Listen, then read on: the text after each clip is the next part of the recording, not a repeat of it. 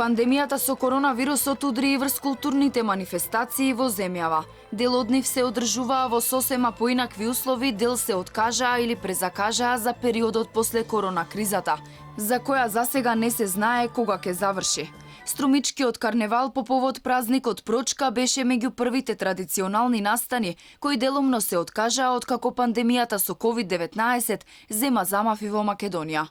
Требаше да започне последните денови од февруари и да трае до 4 март. Само мал дел од содржините се одржаа, согласно препораките за заштита од коронавирусот.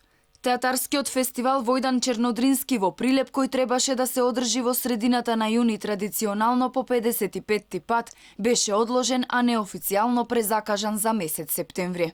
Културната манифестација Скопско лето, која 40 години се одржува на 21 јуни, оваа година започна на 6 јули, под посебни протоколи за организација на јавни настани донесени од владата. Најголемиот настан во Малешевијата, фестивал на дувачки оркестри кој се одржува во Пехчево, е откажан и нема да се одржи оваа година. 47-та галичка свадба, која традиционално започнуваше на 12 јули, се одложи. Од местната заедница Галичник информираа дека будно ја следат состојбата и се надеваат дека оваа манифестација ќе се одржи наскоро.